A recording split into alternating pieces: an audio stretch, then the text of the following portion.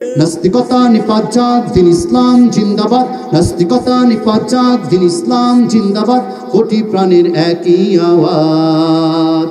খোদাদ্রোহী ছাড় পাবে না, এই বাংলায় ঠাই হবে না, মুসলমানরা জেগেছে আজ। জোর কদমে সামনে চলো, বজ্রকণ্ঠে আওয়াজ তোলো, সবাই মিলে একই তালে দাও না স্লোগান, নারায়ে তাকবীর, দিন ইসলাম দিন ইসলাম জিন্দাবাদ জিন্দাবাদ। ইসলামেরই জন্য দেশের হয়েছে জন্ম, ইসলামের বিরুদ্ধে গেলে দেশ হবে ভিন্ন, ঠিক না? এই দেশে যেই সরকারি আসুক আমাদের দেখার সময় নাই, কিন্তু কোরআন এবং হাদিসের বিরুদ্ধে গেলে, ইসলাম এবং নবীর বিরুদ্ধে গেলে, আল্লাহর বিরুদ্ধে গেলে, সে যত বড় নেতা হোক না কেন, প্রয়োজনে আবার যুদ্ধ হবে, তবু এই দেশে ইসলাম থাকবে, আর কিছু থাকবে না থাক, এই দেশে ইসলামই থাকবে। কথা বলেন ঠিক কিনা? এই দেশ যখন স্বাধীনতার যুদ্ধ হয়েছিল, তখন 30 লক্ষ যুবক, মুসলিম যুবক, তাদের বুকের তাজা রক্ত ঢেলে দিয়ে এই দেশ স্বাধীনতা অর্জনের সহযোগিতা করেছিল। কাজেই এই দেশে ইসলাম চলবে, কোনো তন্ত্র মন্ত্র চলতে পারে না। কথা বলেন ঠিক কিনা? ইসলামেরই জন্য দেশের হয়েছে জন্ম, ইসলামের বিরুদ্ধে গেলে দেশ হবে ভিন্ন। ইসলামের বিরুদ্ধে যারা নিয়েছে অবস্থান, এই বাংলায় ঠাই হবে না, যাও হিন্দুস্তান, ঠিক কিনা? তারা গিয়েছে কিনা? আগামীতেও যদি এরকম কেউ করে তাদেরও যেতে হবে। কথা বলেন ঠিক কিনা? মুসলমানের এই দেশেতে নাস্তিকদের ঠাই নাই, নাস্তিকদের পক্ষে যারা তাদের কোনো রক্ষা নাই, ঠিক কিনা? তসলিমা নাসরিন মুসলমানদের বিপক্ষে অবস্থান নিয়েছিল, বাংলাদেশের তাওহিদি জনতা তাকে জুতা পেটা করে বর্ডার ক্রস করেছে, আজ অব্দি বাংলার জমিনে পা রাখতে পারে নাই। কথা বলেন ঠিক কিনা? কিছুদিন আগে লতিফ সিদ্দিকী হজ নিয়ে কথা বলেছিল, বাংলার জনগণের রোষানলে ফেলে পড়ে সেও প্রতিহত হয়েছে। কথা বলেন ঠিক কিনা? নূহ আলাইহিস সালাতু ওয়াস সালামের দাওয়াতি হায়াত কতদিন ছিল? 950 বছর। সুবহানাল্লাহ। এই ওমর রাদিয়াল্লাহু তাআলা আনহুর ফজিলত সম্পর্কে হাদিস শরীফে এসেছে, এই ওমর রাদিয়াল্লাহু তাআলা আনহু যেই রাস্তা দিয়ে একবার হাঁটতো, 40 দিন সেই রাস্তা দিয়ে ইবলিশও হাঁটার সাহস পেত না। সুবহানাল্লাহ। আমার নবী বলেছেন ওমর রাদিয়াল্লাহু তাআলা আনহুর সম্পর্কে, আমার পরে যদি নবুয়তের দরজা খোলা থাকতো, আমার পরে যদি কেউ নবী হতো, তাহলে নবী হতো সেই আমার ওমর। সুবহানাল্লাহ। নবুয়তের দরজা খোলা নাই বিধায় ওমর নবী হয় নাই, না হয় নবুয়তের গুণগুলো আল্লাহ তাআলা ওমর রাদিয়াল্লাহু তাআলা আনহুর মধ্যে দিয়ে রেখেছেন। হযরতে জিবরাইল আলাইহিস সালাতু ওয়াস সালাম নবীর কাছে আসলেন, আসার পরে বলেন, ইয়া রাসূলুল্লাহ, ইয়া হাবিবাল্লাহ, আমি আপনার প্রিয় সাহাবী ওমরের প্রশংসা করতে চাই। তো স্বাভাবিকভাবে বাবার কাছে সন্তানের প্রশংসা করলে বাবার তো ভালো লাগবে, ঠিক আছে না? শিক্ষকের কাছে ছাত্রের প্রশংসা করলে ভালো লাগে না বলেন? যদি নেতার কাছে কর্মীর প্রশংসা করে তাহলে ভালো লাগে না বলেন? এটাই স্বাভাবিক। তো যখন জিবরাইল আলাইহিস সালাতু ওয়াস সালাম নবীকে জিজ্ঞাসা করতেছেন, ইয়া রাসূলুল্লাহ, ইয়া হাবিবাল্লাহ, আমি আপনার সাহাবী ওমরের প্রশংসা করতে চাই, তখন নবীজি বললেন, ঠিক আছে, এটা তো ভালো কথা, প্রশংসা করো দেখি শুনি। তখন জিবরাইল আলাইহিস সালাতু ওয়াস সালাম বলল যে কতক্ষণ করব? নবী বললেন, একজন ব্যক্তির প্রশংসা 2-4-5 মিনিটই তো করা যায়, ঠিক আছে তুমি যতক্ষণ মনে চায় ততক্ষণ করো। বললেন, না ততক্ষণ না, আপনি বলেন কতক্ষণ। তখন নবী বললেন, ঠিক আছে তোমাকে আধা বেলা সময় দিলাম, তুমি আধা বেলা করো।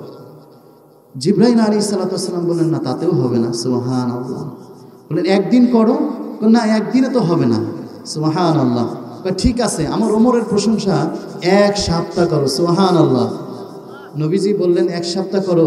জিবরাইল বলতেছে, ইয়া রাসূলুল্লাহ, ইয়া হাবিবাল্লাহ, বেয়াদবি মাফ করবেন, আপনার ওমর রাদিয়াল্লাহু তাআলা আনহু এত ছোট সাহাবী না, এত ছোট ব্যক্তিত্ব নয়, তার প্রশংসা এত সংক্ষেপে করা সম্ভব নয়, 1 সপ্তাহে হবে না। নবীজি বললেন, ঠিক আছে, তুমি যেহেতু আমার ওমরের প্রশংসা করতে চাও, তোমাকে 1 মাস সময় দিলাম, তুমি আমার ওমরের প্রশংসা করো। জোরে বলুন সুবহানাল্লাহ। জিবরাইল বললেন, নবীজি বেয়াদবি মাফ করবেন, 1 মাসেও হবে না। নবী বললেন, ঠিক আছে তাহলে 1 বছর করো। 1 বছরেও হবে না। 2 বছর, 1 যুগ, হবে না। তখন নবী আলাইহিস সালাতু ওয়াস সালাম নিজেই জিজ্ঞাসা করলেন, ভাই জিবরাইল, আমি ব্যর্থ, তুমি নিজেই বলো, তুমি বলো যে আসলে আমার ওমরের প্রশংসা করতে তোমার কতদিন সময় লাগবে?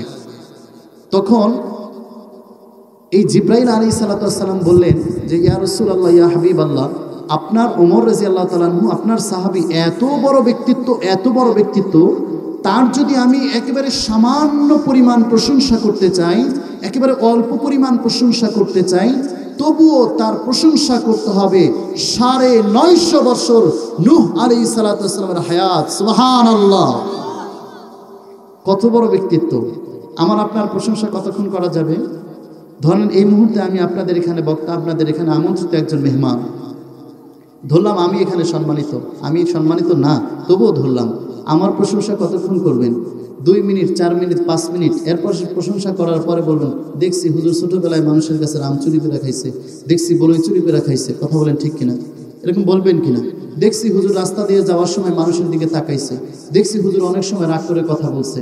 এগুলো আমার আপনার সবার জীবনে হবে। এত প্রশংসা পাত্র আমরা এখনো হতে পারি নাই। কিন্তু ওমর রাদিয়াল্লাহু তাআলা আনহু প্রশংসা করতে হলে সময় লাগবে কত? ৯৫০ বছর। সেই ওমর রাদিয়াল্লাহু তাআলা আনহু এই বেলাল রাদিয়াল্লাহু তাআলা আনহুকে বলতেছে, ও বেলাল, তোমার তো চান কপাল। তো বেলাল রাদিয়াল্লাহু তাআলা আনহু কি বলেন, আমার চান কপাল? নবীর পরে কেউ নবী হলে সেটা হতেন আপনি। আপনার প্রশংসা করতে জিবরাইল আলাইহিস সালাতু ওয়াস সালাম বলেছেন কমপক্ষে ৯৫০ বছর সময় লাগবে। আপনি এক রাস্তা দিয়ে হাঁটলে ৪০ দিন সেই রাস্তা দিয়ে শয়তান হাঁটে না, তাহলে আমার কিভাবে চান কপাল হলো? চান কপাল তো আপনার।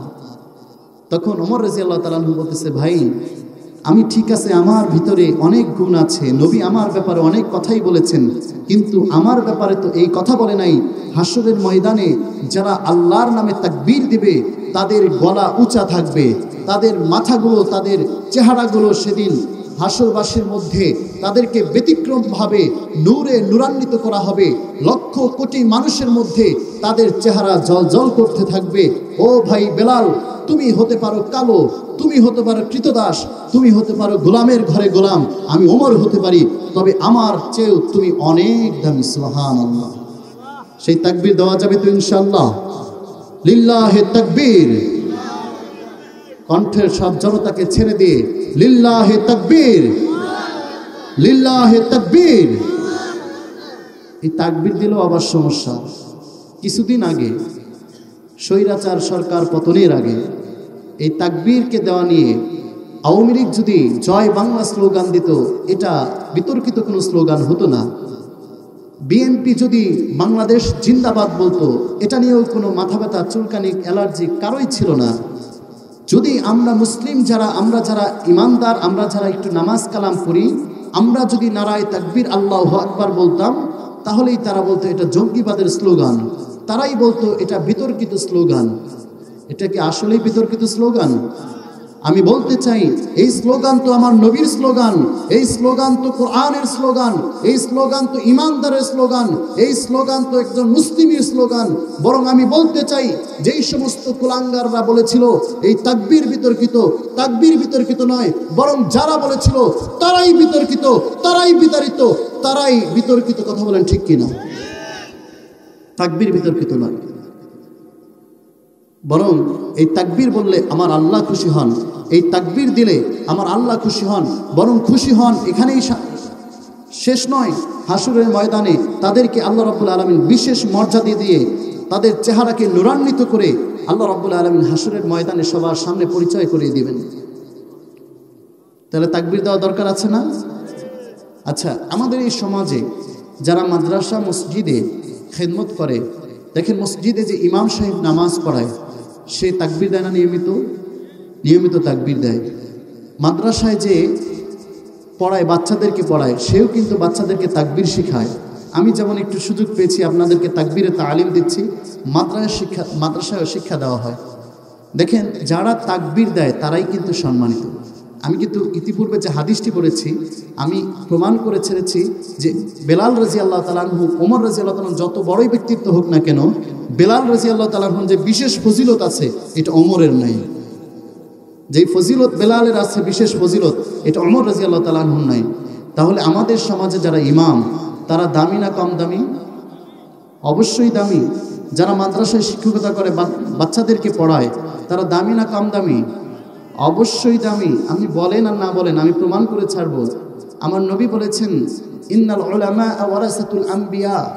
দেখেন এই দুনিয়াতে নবীর চাইতে দামি কোনো ব্যক্তিত্ব হতে পারে না, নবীর চাইতে দামি কোনো নেতা নেত্রী হতে পারে না, কোনো কোটিপতি হতে পারে না, কোনো গায়ক নায়ক হতে পারে না। আমার নবী বলেছেন ইন্নাল উলামা ওয়ারাসাতুল আম্বিয়া, আমার ওলামা একরাম হচ্ছে আমার নায়েবে নবী, আমার ওয়ারিস। ফজিলত বোঝার জন্য এর থেকে বেশি কিছু কি প্রয়োজন আছে? এর থেকে বেশি কিছু প্রয়োজন নাই। তবুও বলছি, আমার নবী বলেছেন যে ওলামা একরাম নবীগণের ওয়ারিস। আর আল্লাহর নবী আলাইহিস সালাতু ওয়াস সালাম আরও বলেছেন, খায়রুকুম মান তাআল্লামাল কুরআনা ওয়া আল্লামা, তোমাদের মধ্যে শ্রেষ্ঠ ব্যক্তি তারাই যারা কোরআন পড়ে এবং পড়ায়। কোন কোটিপতির কথা এখানে বলেছে বুঝি? সুন্দরের কথা বলেছেন, লম্বা খাটো মহিলা পুরুষের কথা বলেছেন?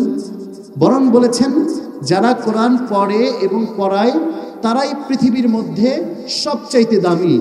দুনিয়ার মানুষ তাকে দাম দেখ বা না দেখ, মৃত্যুর পরে প্রতিটা মানুষ উপলব্ধি করতে পারবে যারা কোরআন পড়ে তারাই দামি, যারা কোরআন পড়ে তারাই দামি। সুবহানাল্লাহ। তাহলে যারা মাদ্রাসা মসজিদে খেদমত করে তাদের কি সম্মান করা দরকার আছে না নাই?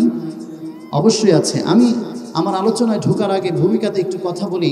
দেখেন, আমাদের সমাজে একজন ইমাম সাহেবের কি অবদান। আমি শুধু ইমামতি করি কিংবা আমি আলেম দেখে তাদের ফজিলত বলছি, বিষয়টা এমন নয়, বরং আমার একটা দায়বদ্ধতা আছে আপনাদেরকে বোঝানো। সেই জন্য বলছি, একজন মানুষের জন্ম থেকে মৃত্যু পর্যন্ত একজন ইমামের অবদান আছে। প্রমাণ, একটা সন্তান যখন গর্ভে থাকে তখন থেকেই ইমাম সাহেবের পানি পড়া নেওয়া শুরু হয়, হয় না? যখন বাচ্চাটা প্রসব করে তখন ইমাম সাহেবের কাছে দৌড়ে যায়, হুজুর আমার ছেলেটা বা আমার সন্তানটার নাম রাখতে চাই, আপনি একটা ইসলামিক নাম রেখে দেন। সুন্দর ইমাম সাহেব এই খেদমত করেন। ডান কানে আজান বাম কানে একামতের এই বিধানটাও একজন ইমাম সাহেব নিশ্চয়ই আপনাকে শিখিয়েছেন। এই বাচ্চাটা যখন একটু বড় হয় সেই বাচ্চাকে কায়দা পড়ানো, কোরআন পড়ানো শিক্ষাটা একজন কোনো না কোনো ইমাম সাহেব, কোনো আলেম দেয়। এই বাচ্চাটা যখন একটু বড় হয় সেই বাচ্চাটাকে নামাজ শিক্ষাটা একজন ইমাম সাহেব দেয়। এই বাচ্চাটা যখন আরেকটু বড় হয়, মা বাবার সাথে ভালো ব্যবহার করতে হবে, মসজিদের মিম্বার থেকে নিশ্চয়ই কোনো এক খতিব সাহেব বয়ান দিয়ে বলে থাকেন। এই বাচ্চাটা যেন সবার সাথে ভালো ব্যবহার করে, নিশ্চয়ই ইমাম সাহেব বলে থাকেন মসজিদের মিম্বার থেকে। এই বাচ্চাটা যেন কোনো নেশার সাথে আসক্ত না হয়, নিশ্চয়ই কোনো না কোনো এক ইমাম সাহেব তার পিছনে অবদান আছে, মসজিদের মিম্বার থেকে বলে থাকেন। ইভেন এই বাচ্চাটা যখন বড় হয়ে যায়, যুবক হয়ে যায়, বিয়ের বয়স হয়, বিয়ের সময় ইমাম সাহেবের অবদান আছে। তার ব্যক্তি জীবন পুরাটা জীবনে ইমাম সাহেবের অবদান আছে। শেষ পর্যন্ত যখন মৃত্যুবরণ করে তখনও একজন ইমাম সাহেবের অবদান একজন মুসল্লির প্রতি, একজন সাধারণ ব্যক্তির প্রতি আছে। আছে কিনা নাই? অবশ্যই আছে। তাহলে যে ব্যক্তি নিঃস্বার্থভাবে আপনার পিছনে এত অবদান রাখলো, এত শ্রম দিল, তাহলে তাকে সম্মান করা দরকার আছে না নাই? আমি কয়েকদিন আগে পপুলারে ডাক্তার দেখিয়েছি আমার ছোট্ট বাচ্চাকে। সর্বোচ্চ সময় দিয়েছে 5 মিনিট। আমার ভিজিট রেখেছিল 700 টাকা। আজ অব্দি কোনো ইমাম সাহেবকে কি পানি পড়া নিয়ে 700 টাকা ভিজিট দিচ্ছেন আপনারা কেউ? যদি বলেন দিছেন তাহলে এটা মনে হয় চাপাবাজি ছাড়া কিছুই হবে না। কারণ আমি নিজেও তো ইমামতি করি, আমি তো জানি। আরে দূরে ইমামতি করি না তো, আশেপাশেই করি, জানি। আমাকে ভালো করে চিনে উনি। ওনার হলো বোন যে এলাকায় বিয়ে হয়েছে, ওনার বোনের বাড়ির মসজিদের ইমাম ছিলাম আমি। আমাকে ভালো করে চিনেন উনি। তো যাই হোক, এলাকার মানুষকে কীরকম এটা আমার জানা আছে।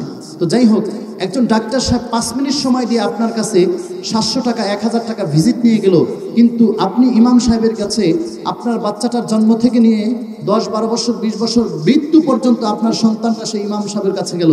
কোনো দিন কি কোনো ইমাম সাহেব বলেছে এই যে পানি পড়া দিলাম 500 টাকা দিতে হবে, না এলে হবে না? বলেছে? কিন্তু এরপরেও কেন আমরা ইমাম সাহেবদেরকে অবহেলিত মনে করি, অবহেলা করি?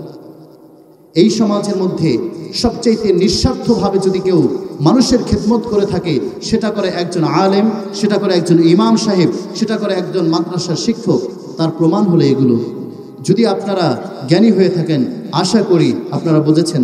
আমরা প্রবাদ বাক্য পড়েছি, আল আকিলু তাকফিফুল ইশারা, যারা জ্ঞানী তারা ইশারায় বুঝে নেয়। ঠিক আছে না ইনশাআল্লাহ? তাহলে আমি আজকে আলোচনা করব, কোরআন পড়লে দামি হবে না কম দামি হবে, জ্ঞানী হবে না কম জ্ঞানী হবে। আপনারা শুনবেন তো ইনশাআল্লাহ?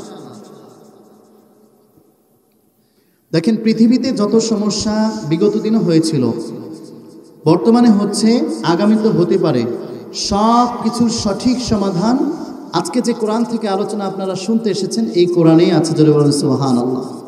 আমরা পড়ি না, আমরা জানি না, আমরা বুঝি না, এটা আমাদের ব্যর্থতা। তবে এই কোরআনের মধ্যেই সমাধান আছে। যদি কেউ আমাকে 10টা মিনিট সময় দেন ইনশাল্লাহ বুঝে ফেলবেন। আচ্ছা, আমরা যে ঘড়ি ব্যবহার করি বাসায় হাতে, এই যে আমি ঘড়ি ব্যবহার করেছি, আপনাদের অনেকের হাতে ঘড়ি আছে, বাসায় ঘড়ি আছে, মোবাইলে ঘড়ি আছে। আপনারা হয়তো মনে করবেন যে এই ঘড়িটা বুঝি কোনো বিজ্ঞানী, কোনো দার্শনিক আবিষ্কার করেছে। কথা ঠিক কিনা? কেউ না কেউ তো আবিষ্কার করেছে।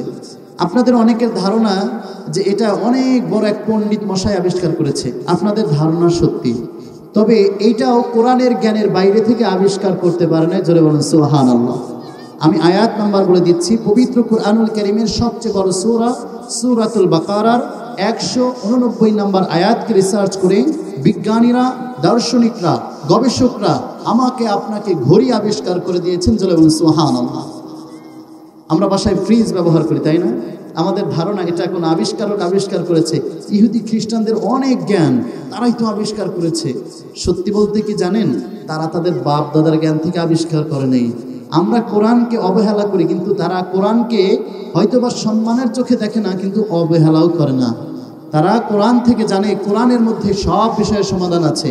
কি আবিষ্কার করতে চায় তারা, সব আবিষ্কারের ফর্মুলা এই কোরআনে আল্লাহ তাআলা দিয়ে রেখেছেন। জোরে বলেন সুবহানাল্লাহ।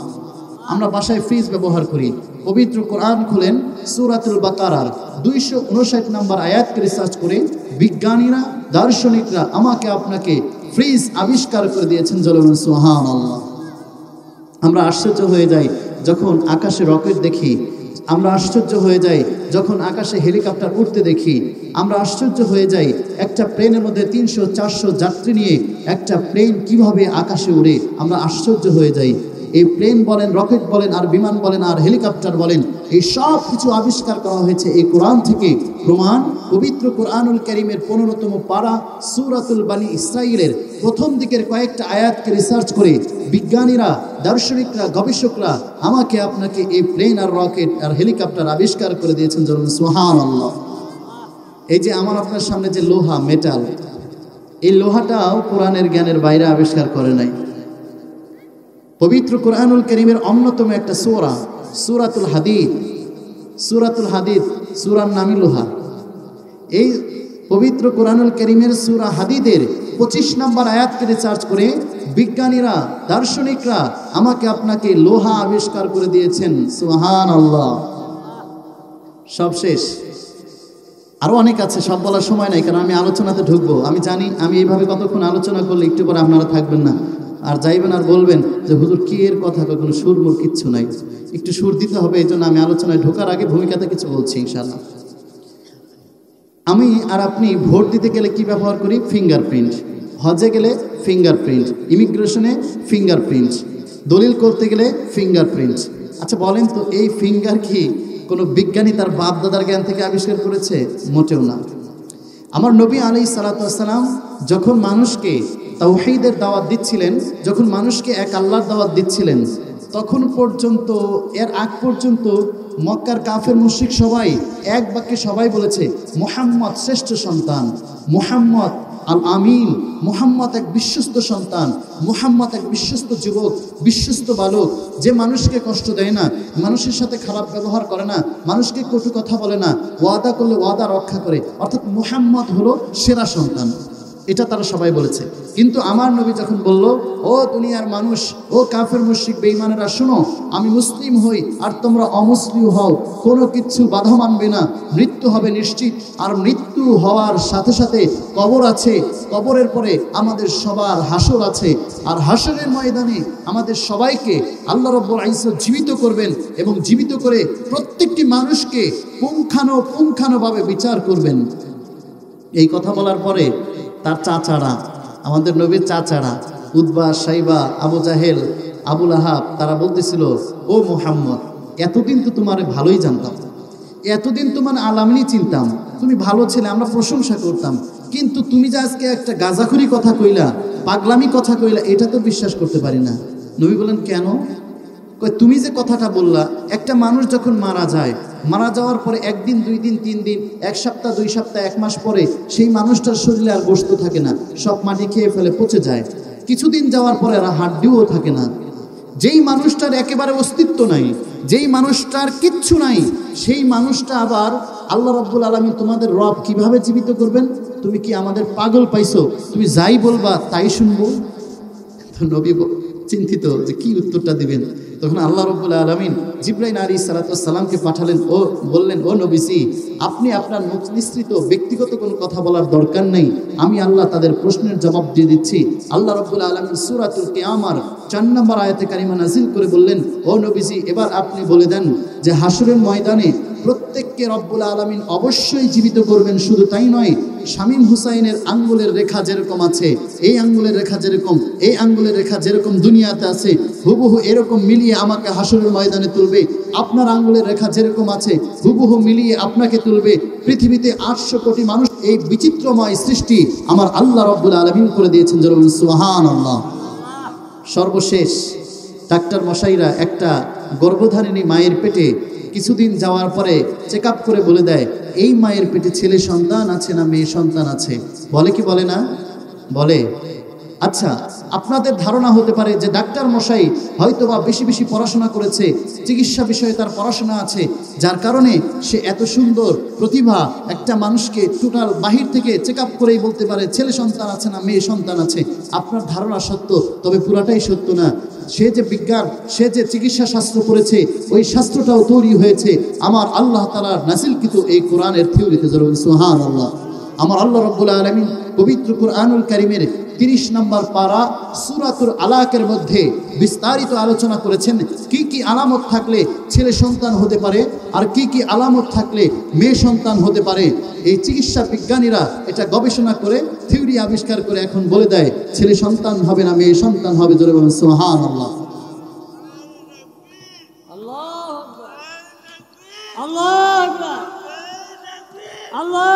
তাহলে সব কিছু সমাধান কোথায় পাওয়া যাচ্ছে? এই কোরআনে, তাই না? সমাধান চাও যদি জীবনে মরণে, ফিরে যাও খুঁজে নাও, চোখ রাখো কোরআনে। ঠিক না? আমি একটা ভুল কথা বলেছি, আরো সামনে বলবো, একটাও ভুল বলবো না। সমাধান চাও যদি জীবনে মরণে, ফিরে যাও খুঁজে নাও, চোখ রাখো কোরআনে। তবেই পাবে সুখ শান্তির ঠিকানা, তবেই পাবে সুখ শান্তির ঠিকানা, যদি মেনে নাও তুমি মনে প্রাণে। সমাধান হো সমাধান, এ বাণী সকলের নয় শুধু মুমিনের, যারা ঈমান আনবে তা ফল পাবে কোরআনের। জোরে বলেন আল্লাহু আকবার। আল্লাহ রাব্বুল আলামিন কোরআনুল কারীমে কোথাও বলেন নাই হুদাল্লিল মুসলিমিন, এই কথা বলেছেন, বরং কোরআনুল কারীমের বহু জায়গায় আল্লাহ বলেছেন হুদাল্লিন নাস। এই কোরআনকে রব্বুল আলামিন পুরা বিশ্ব মানব জাতির জন্য হেদায়েত স্বরূপ পাঠিয়েছেন। আল্লাহ রাব্বুল আলামিন এই কোরআনকে পুরা বিশ্ব মানবতার জন্য রহমত স্বরূপ পাঠিয়েছেন। সুবহানাল্লাহ। অতএব সে মুসলিম হোক আর অমুসলিম হোক, যেই এই কোরআনকে মানবে তার জীবন ধন্য হয়ে যাবে। সুবহানাল্লাহ। একটা প্রমাণ আমি বারে বারে দিয়ে থাকি, বাংলাদেশের প্রায় সিংহভাগ জেলায় দেওয়াও হয়ে গেছে, তবুও দিচ্ছি, না দিলে বুঝবেন না। আমি মিরপুর মাদ্রাসা দারুল রাশাদে পড়েছি, পাশেই একটা এলাকা আছে রূপনগর বর্ধিত পল্লবী, সেখানে একটা মাদ্রাসা আছে। সেই মাদ্রাসায় একজন হিন্দু গিয়ে প্রতি বৎসর জাকাত দেয়। আজব বিষয় না এটা? হিন্দু কেন জাকাত দিবে? তো কালেক্টর সাহেব একবার দুইবার জাকাত নেওয়ার পরে আমাদের মুসলিমরা নামাজ না পড়লেও চেহারায় বোঝা যায় যে এটা মুসলিম, মানে দেখলে, ভালো করে দেখলে বোঝা যায় এটা মুসলমানের ঘরে জন্ম। তো যাই হোক, তো ওই লোকটা জাকাত দিচ্ছিল, দুই একবার নেওয়ার পরে কালেক্টর সাহেব একটু সাহস করে বলল যে জনাব, আপনি যদি বেয়াদবি না নেন, আপনাকে একটা কথা জিজ্ঞেস করতে চাই। তো ভদ্রলোক বলল, যেহেতু শিক্ষিত মানুষ, বলতেছে ঠিক আছে বলেন। আপনাকে বলতেছে যে আপনাকে দেখে মনে হয় না আপনি মুসলমান, কিন্তু আর একটা বিষয় চিন্তা করি, মুসলমান না হলে জাকাত না দিবেন কেন? মুসলমানই না, তাহলে জাকাত দিবেন কেন? বলবো কি বলবো না এটা নিয়ে দুশ্চিন্তায় আসছিলাম, একটু দয়া করে আপনি একটু ক্লিয়ার করেন তো, আপনি কি মুসলমান না মুসলমান? তখন ওই ভদ্রলোক বললো যে আসলে হুজুর আপনি ঠিকই বলেছেন, আমি মুসলমান না, আমি একজন হিন্দু ধর্মের অনুসারী। সুবহানাল্লাহ। একজন হিন্দু মাদ্রাসায় গিয়ে জাকাত দিচ্ছে, কারণ তো নিশ্চয়ই আছে, তাই না? কারণ কি? সম্মানিত ভাইরা আমার, এই হিন্দু লোকটা ডেকে ডেকে বলেন, ও হুজুর, আমি মুসলিম ধর্মের অনুসারী না, হিন্দু ধর্মের অনুসারী, কিন্তু আমার যে বাসাটা আছে সেই বাসাটা একটা মসজিদের পাশে। কোন এক জুমার সময় আপনার মতো কোন এক ইমাম সাহেব মসজিদের মাইকে বয়ান করেছিল, যারা তাদের মালের হিসাব করে যাকাত আদায় করবে তাদের মালে আল্লাহ রাব্বুল আলামিন বরকত দিয়ে দিবেন, আল্লাহ রাব্বুল আলামিন তার মালে বৃদ্ধি করে দিবেন, আল্লাহ রাব্বুল আলামিন তার ইনকামে বরকত দিয়ে দিবেন। আমি মুসলমানদের এই কথাটাকে পরীক্ষা করার জন্য, আমি মুসলমানদের এই কথাটাকে জাস্টিফাই করার জন্য ওই বছর আমি হিসাব করে আমি আমার মালের যাকাত আপনাদের মাদ্রাসায় দিয়েছিলাম। আপনাদের রবের কসম করে বলছি, যেই বছর আমি আমার মালের হিসাব করে যাকাত আদায় করেছি সেই বছরই আপনাদের আল্লাহ, আপনাদের রব আমার মালের মধ্যে, ব্যবসার মধ্যে বরকত দিয়ে দিয়েছেন। সুবহানাল্লাহ। এরপরে বলতেছে, আমি প্রতি বছর মালের হিসাব করে করে প্রতি বছর যাকাত দেই, আর আপনাদের আল্লাহ আমার মালে বরকত দিয়ে দেয়। যেমন সুবহানাল্লাহ। এ বাণী সকলের নয়, শুধু মুমিনের, যারা ঈমান আনবে তা ফল পাবে কোরআনের। যেমন সুবহানাল্লাহ। আচ্ছা, আমাদের দেশে যদি এই কোরআনের আইন বাস্তবায়ন হতো, তাহলে কি মনে করেন যে আমাদের দেশে রডের বদলে বাঁশ দিয়ে ব্রিজ নির্মাণ করতে পারতো? কোন দেশেতে জন্ম মোদের, কোন দেশেতে বাস, যেই দেশেতে রডের বদলা দিয়া দেয় গো বাস। ঠিক কিনা? হ্যাঁ, আপনারা বলছেন, মনে করতেছেন হয়তো মিথ্যা কথা বলতেছেন। দেখেন, উনি আমার খুব সম্মানী ব্যক্তি, উনি প্রথমে হয়তো চিনে নাই, আমি ছোটবেলা থেকে ওনাকে আমি চিনি, আমার অনেক সম্মানিত ব্যক্তি, আমাকে খুব আদর করে। বিশেষ করে ওনার বোন একটা মুরগি জবাই করলো, সেটা আমাকে দেখাইতো। তো ওনার সামনে মিথ্যা কথা বলতেই পারবো না, আপনাদের সামনে বলতে পারবো না। ইউটিউবে কিংবা গুগলে লিখবেন রডের বদলে বাঁশ, প্রমাণ দিয়ে দিচ্ছি, রডের বদলে বাঁশ। কিছুদিন আগে প্রয়াত পলাতক প্রধানমন্ত্রীর আমলে আর কি, জয়পুরহাটে একটা ব্রিজ নির্মাণ করার জন্য 10 কোটি টাকা বাজেট দিয়েছে। গত অক্টোবরের 10 তারিখে মেবি উদ্বোধন ছিল, এই বছরের আগের বছর। উদ্বোধন হওয়ার আগেই ব্রিজটা ভেঙে পড়েছে। আচ্ছা, যদি সঠিকভাবে ব্রিজটা নির্মাণ করা হতো তাহলে কি ভেঙে পড়তো? রডের বদলে বাঁশ না, মাঝে মাঝে কুঞ্চিও দেয়। প্রমাণ গুগলে সার্চ করবেন, ইউটিউবে সার্চ করবেন, প্রমাণ দেই। বরিশালে একটা সরকারি স্কুলের জন্য বরাদ্দ হয়েছে টয়লেট নির্মাণের জন্য। তো সেখানে রড দিবে ছাদে, স্বাভাবিকভাবে রড দেয় না, দিয়েছে কঞ্চা, বাঁশের কঞ্চি আছে না, কঞ্চি দিয়েছে। এই জন্য আমি ছন্দ মিলিয়েছি, কোন দেশেতে জন্ম মোদের, কোন দেশেতে বাস, যেই দেশেতে রডের বদলা দিয়া দেয় গো বাস। কোন দেশেতে জন্ম মোদের, কোন দেশেতে বাস, যেই দেশেতে ছেলে মেয়েরা অটো হয়ে যায় পাস। ঠিক কিনা? অল্প কিছুদিন আগে করোনার সময় অটো পাস হয়েছে কিনা? কোন দেশেতে জন্ম মোদের, কোন দেশেতে বাস, যেই দেশেতে ছেলে মেয়েরা অটো হয়ে যায় পাস। কোন দেশেতে জন্ম মোদের, কোন দেশেতে বাস, যেই দেশেতে খালে বিলে ভেসে ওঠে লাশ। ঠিক কিনা? কোন দেশেতে জন্ম মোদের, কোন দেশেতে বাস, যেই দেশেতে সংসদে হয় মদের আইন পাস। ঠিক কিনা? আমাদের এই 90% মুসলমানের দেশে স্বৈরাচার মদের লাইসেন্স দিয়েছে কি দেয় নাই? দিয়েছে কি দেয় নাই? এই দেশে যত বারগুলো আছে সেগুলোতে মদ খেলে আপনি অপরাধী না, এখানে খান। ইসলাম তো সব জায়গায় অপরাধী বলেছে, খাওয়া যাবে না, কিন্তু বাংলাদেশ সরকারের কাছে, প্রয়াত সরকারের কাছে বৈধ হয়ে যাবেন যদি আপনি বারগুলোতে যে মদ খেতে পারেন। যত পারবেন তত খাবেন, 1-2 লিটার না, 1 মণও যদি খেয়ে ফেলেন আপনি বৈধ, আপনার কোনো অপরাধ নেই। এই 100%, এই 90% মুসলমানের দেশে এই ইসলামের একটা বিধানকে লঙ্ঘন করার আইন পাশ করেছে যারা, আমি বলি তারা আজ হোক কাল হোক, আজ হোক কাল হোক, আগামীতেও যদি কেউ করে তারাও ধ্বংস হবে। কথা বলেন ঠিক কিনা? সম্মানিত হাজরিন, কোরআন পড়লে লাভ হবে না লস হবে? তারা কম দামি হবে না বেশি হবে?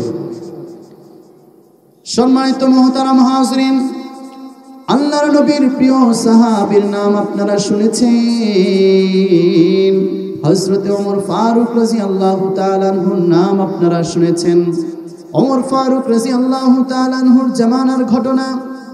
একজন ইহুদি এসে জিজ্ঞাসা করতেছে, ও আমিরুল মুমিনিন, শুনেছি আপনারা কোরআন পড়েন, এই কোরআনের মধ্যে নাকি পৃথিবীর সব ধরনের প্রশ্নের সমাধানগুলো তোমাদের আল্লাহ দিয়ে রেখেছেন। ও আমিরুল মুমিনিন, আমি আপনাকে কয়েকটি প্রশ্ন করতে চাই।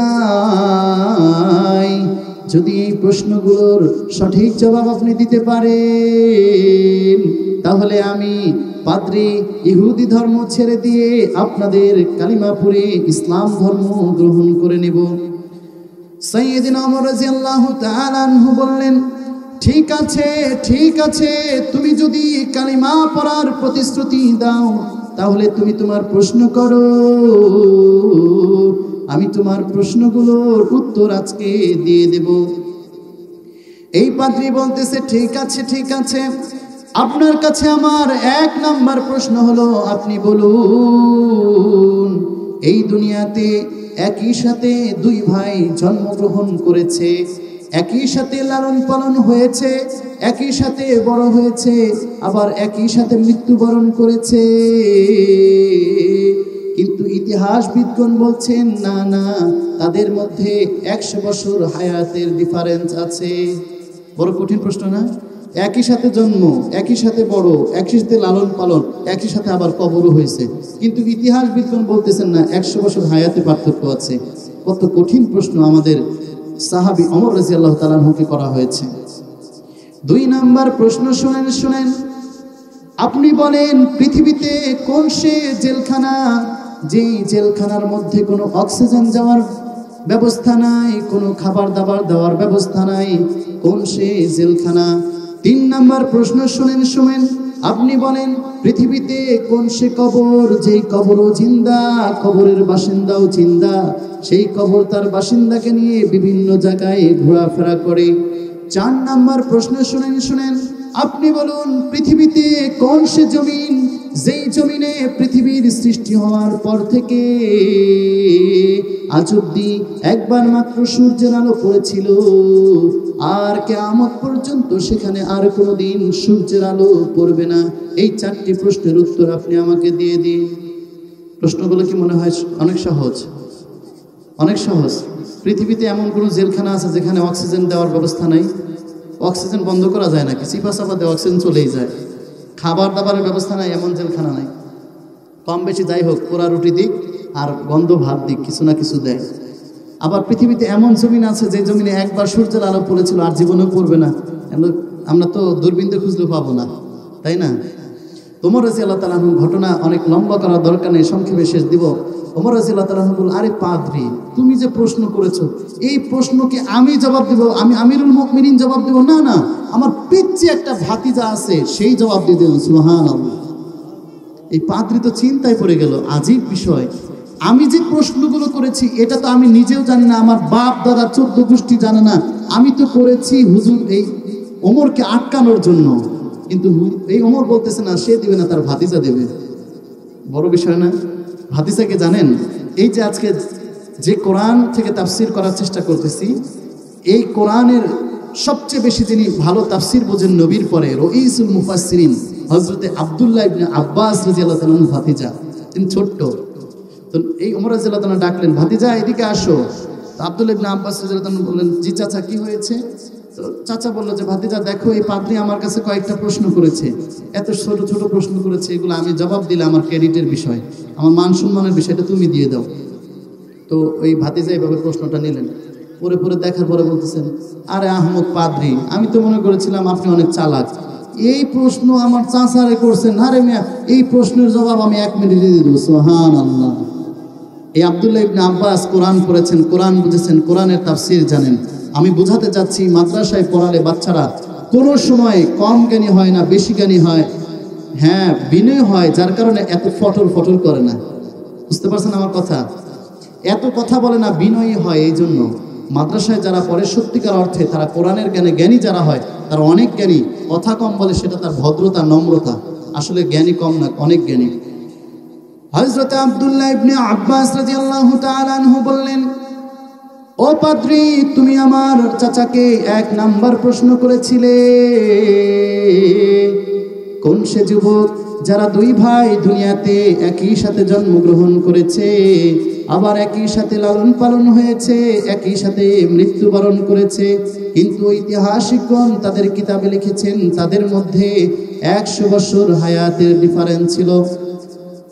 ও পাদ্রী, ভালো করে শোনো, উজায়ের এবং উজায়েস নামে দুই ভাই পৃথিবীতে একই মায়ের গর্ভে যমজ ভাই জন্মগ্রহণ করেছিল। একই সাথে তারা লালন পালন হয়েছে। তবে মৃত্যুর আগে উজায়ের নামের যে ভাই ছিল সে আল্লাহর কাছে ফরিয়াদ করেছিল, ওগো আল্লাহ, আমি তোমাকে বিশ্বাস করি, তোমার উপর আমার ঈমান আছে, কিন্তু ওগো আল্লাহ, একটা মানুষ মারা যাওয়ার পরে তার শরীর থেকে গোশতগুলো খসে খসে পড়ে যায়, পচে পচে মাটির সাথে মিশে যায়।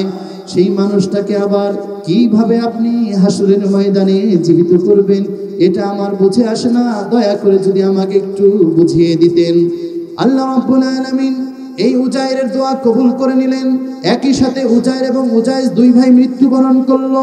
সমাজবাসী তাদেরকে একই সাথে মাটিতে দাফন করে আসলো।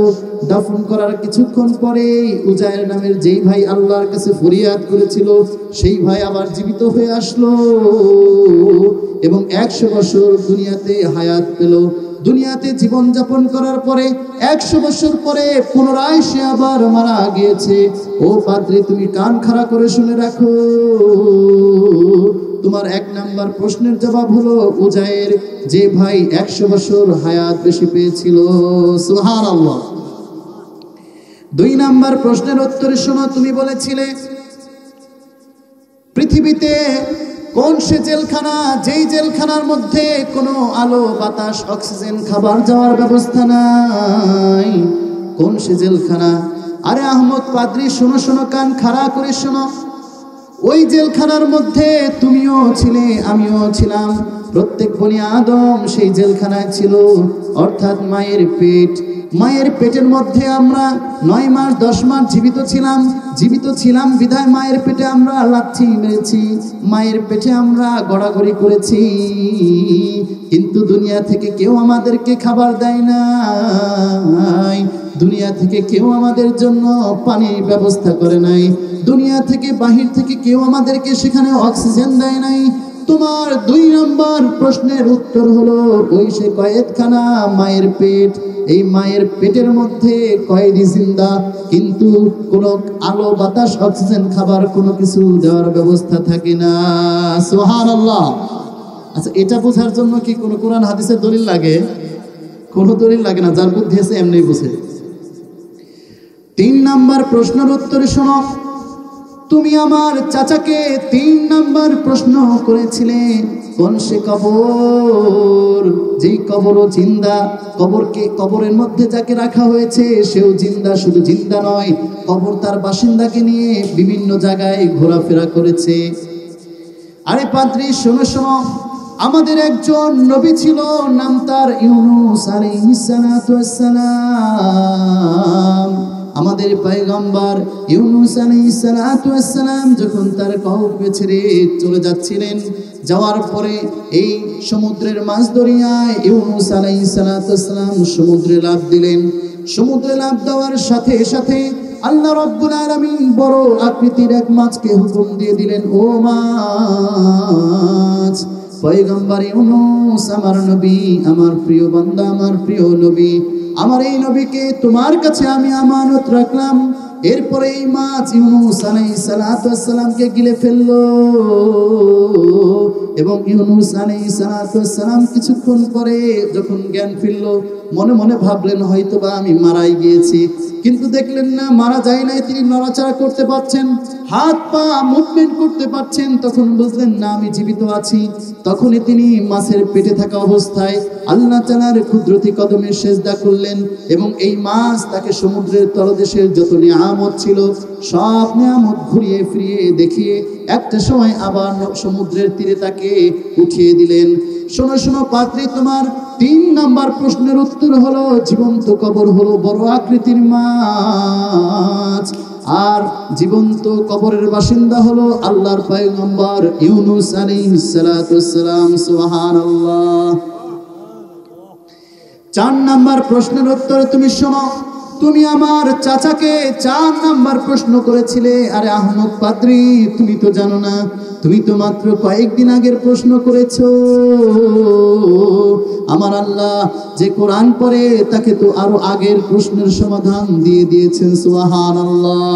তুমি 4 নাম্বার প্রশ্ন করেছো।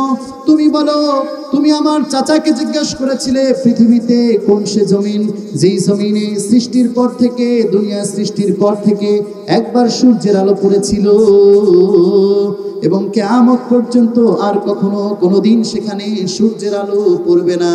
আরে আহমদ পাদ্রী, শোনো শোনো, আমাদের একজন নবী ছিল মুসা কালিমুল্লাহ।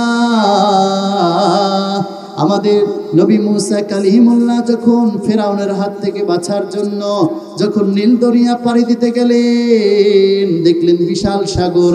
আল্লাহ তাআলার কাছে ফরিয়াদ করে বললেন, ওগো আল্লাহ, আপনার হুকুমে সাগর পাড়ে এসেছি, কিন্তু বিশাল সাগর পাড়ি দেব কিভাবে? আমার আল্লাহ বলেন, ও মুসা কালিমুল্লাহ, আমি যেহেতু তোমাকে এনেছি, পার করার দায়িত্বটাও আমি নিয়ে নিচ্ছি। সুবহানাল্লাহ। তোমার কাছে যে আমি কুদরতি লাঠিটা দিয়েছি, এই লাঠি দ্বারা সমুদ্রে আঘাত করার দায়িত্ব তোমার, আর রাস্তাটা করে দেওয়ার দায়িত্বটা আমি খোদার নিজের। সুবহানাল্লাহ। সাথে সাথে পয়গম্বর মুসা কালিমুল্লাহ সমুদ্রে আঘাত করলেন, সাথে সাথে রাস্তা হয়ে গেল। রাস্তা হওয়ার পরে মুসা কালিমুল্লাহ তার দলবল নিয়ে সমুদ্র পাড়ি দিয়ে ওপারে গেলেন, আর এদিকে ফেরাউন তার দলবল নিয়ে সমুদ্রের মাঝ দরিয়ায় গেলেন। এই যে এই সময়টুকু সমুদ্রের পানি সরে গিয়ে আসমান এবং জমিন সরাসরি কানেক্ট হয়ে গিয়েছিল, ওই সময়টুকুতে যে সূর্যের আলো পড়েছিল, ফেরাউন মারা যাওয়ার পরে আর সমুদ্র ফাঁক হয় নাই, আর জীবনে সেখানে ফাঁক হবে না, আর সেখানে কোনোদিন কখনো আর সূর্যের আলো পৌঁছাবে না। সুবহানাল্লাহ। 4 প্রশ্নের সমাধান পাইছেন নাকি? এইবার পাদ্রীর দশাটা কি সেটা শুনেন। এইবার পাদ্রী দেখলো উপায় নাই, উপায় নাই, কঠিন কঠিন 4টা প্রশ্ন করেছি, এই 4টা প্রশ্নের জবাব কিভাবে দিয়ে দিল। আহারে, এখন তো আমার কালিমা পড়তে হবে। সাথে সাথে এই আব্দুল্লাহ ইবনে আব্বাস রাদিয়াল্লাহু তাআলা আনহু বললেন, ও কাফের মুশরিক ইহুদি, শোনো, তোমাকে জোর করে কালিমা পড়ানো আমার চাচার দায়িত্ব না। তোমার পছন্দ হলে তুমি কালিমা পড়ো, না হয় তুমি স্বাধীন চলে যাও। জোর করে কালিমা পড়ানোর দায়িত্ব আল্লাহ আমাদেরকে দেয় নাই। যদি তাই হইতো তাহলে আমাদের নবীর জামানায় একটা লোক কাফের থাকতে পারতো না, একটা লোক মুশরিক থাকতে পারতো না। মুসলমানদের এই পরিমাণ ক্ষমতা ছিল যে সবাইকে তরবারি থেকে ঈমান আনতে বাধ্য করতে পারতো। এরপরে পাদ্রী ভাগা দিল। এখন আপনাদের কাছে প্রশ্ন, যারা বলে কোরআন পড়লে কি খাইব, তাদের কটা কি ঠিক আছে? মোটেও ঠিক নাই। তার কারণ হলো কি খাইব। আমি বলি কি খাইব, কি খাইব না সেটা কি চিন্তা করব। আমাকে যখন কেউ দাওয়াত দেয়, আমার এক শুক্রবারে মনে হয় 4-5টা করে দাওয়াত থাকে, আমি বলি কমিটিকে যে আমার কোনো দিন চাকরি যায়, আমি মুসল্লিদেরকে বলি যদি কোনো আমার কোনো দিন চাকরি যায়, হক কথা বলার কারণে আমার চাকরি যাবে না, কারণ আমি ওইভাবেই কথা বলি এবং কমিটিকে ওইভাবেই কথা বলে শর্ত দিয়ে আমি ঢুকেছি। আমার চাকরি যাবে হলো দাওয়াতের জন্য, কারণ এক বেলায় যদি 4-5 জন দাওয়াত দেয়, যে আগে দিয়েছে আমি তার বাড়িতেই যাব, আর এটা নিয়ে মুসল্লিদের ঝগড়া হয় যে আজকে আমার বাড়িতে খাক। তো আমি বলার উদ্দেশ্য হলো, যারা কোরআন পড়ে তারা কি খাইবো এইটা না চিন্তা, এটা আপনার না, কি খাইবো না এই চিন্তা আপনার। আপনি খাওয়াইতে চান তো আমাকে খাওয়াইতে চান দেখি, আপনি সিরিয়াল পান কখন দেখি, আমাকে আপনি পোলাও খাওয়াইতে চান তো দেখি, আমি কি বলি দেখেন, পরেরটা শুনেন। আমি না, শুধু যে কোনো হুজুরকে জিজ্ঞেস করেন যে আপনি কি খাবেন, আপনাকে পোলাও খাওয়াবো, দেখবেন সবার আগে বলেন না পোলাও খাই না, পোলাও খালি গ্যাস্ট্রিকের সমস্যা করে। কারণ গরুর গোশত এই পরিমাণ খাইছি, গরুর গোশত মুরগির গোশত এই পরিমাণ খাইছি, এখন পোলাও খালি গ্যাস্ট্রিকের সমস্যা করে। দুনিয়াতে যারা কোরআন পড়ে তাদের খাবারের অভাব হয় না, সম্মানের কোনো অভাব হয় না। আপনারা খুশি না বেজার? আলোচনা কেনা চলবে না? আমি চলে যাব? চলবে? চলবে? মাশাআল্লাহ। আসলে আমি বলতে চাই, যারা কোরআন পড়ে তারা আসলে কখনোই কম দামি নয়, তারা অনেক দামি। হয়তোবা তারা বিনয়ী হয়, আপনার সাথে সুন্দর সুন্দর আচরণ করে, তাদের ভিতর অনেক জ্ঞান আছে, তারা হয়তোবা মানুষের মতো বহিঃপ্রকাশ করে না। আপনারা শুনেছেন জুনাইদ বাগদাদি রহমাতুল্লাহের নাম। যিনি যুগ শ্রেষ্ঠ ইসলামের একজন ব্যক্তিত্ব ছিল, বড় মাপের একজন আলেম ছিল। সেই যুগ শ্রেষ্ঠ বিখ্যাত ওলির সাথে একজন খ্রিস্টান লোকের ভালো সম্পর্ক ছিল। যেমন আমি বাউপাড়া থাকি, বিকাশ স্যার, বিধান স্যার, তারা হিন্দু যদিও কিন্তু তারা শিক্ষিত মানুষ, তাদের সাথে আমার খুব ঘনিষ্ঠতা আছে, সম্পর্ক আছে। ঠিক জুনায়েদ বাগদাদী রহমাতুল্লাহ আলাইহির সাথে একজন খ্রিস্টানের ভালো সম্পর্ক ছিল। একদিন হঠাৎ করে দেখে সেই খ্রিস্টান লোকটা সুন্দর সুন্দর জামা কাপড় পরে তারপরে কোথায় যেন যাচ্ছে। এইবার জুনায়েদ বাগদাদী রহমাতুল্লাহ আলাইহি ডেকে ডেকে বলল, ও ভক্ত, তুমি আজকে এত সুন্দর করে সাজুগুজু করে কোথায় চলে যাচ্ছ, আমাকে একটু বলো না। তখন ওই ভক্ত বলল, হুজুর, জীবনের সব জায়গায় মিথ্যা কথা বললেও আপনার কাছে আমি মিথ্যা কথা বলতে পারবো না। সুবহানাল্লাহ। ভালো লোকের সাথে থাকলে ভালো হওয়া সহজ হয়, ঠিক আছে না? আজকেও এক ভদ্রলোক বলেছে যে হুজুর, আমার ছেলেটা আপনার সাথে থাকার কারণে মাশাআল্লাহ এখন নামাজ পড়ে, আগে নামাজ পড়তো না।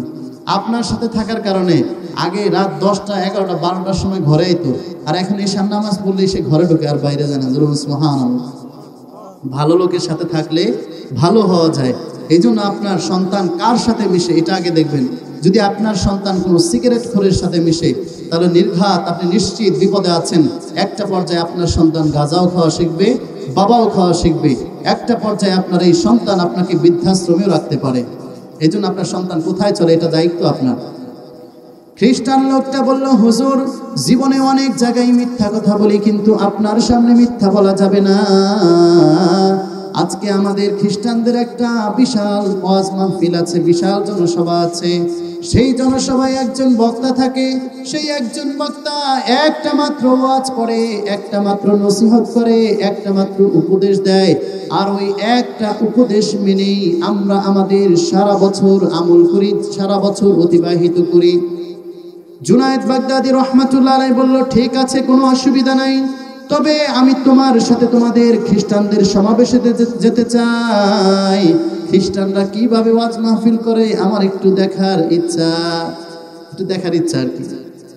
তো জুনায়েদ বাগদাদী রহমাতুল্লাহর ভক্ত বলেছে, হুজুর, আমি তো আপনারে ভালোবাসি, কিন্তু আমাদের খ্রিস্টানরা যারা আছে, অনুসারী যারা আছে, ওখানে যদি আপনি যান আর ওরা যদি জানে আপনি মুসলমান, তাহলে জীবন তো মেরে ফেলবে, আপনাকে রক্ষা করবে না, আপনাকে তারা সম্মান করবে না।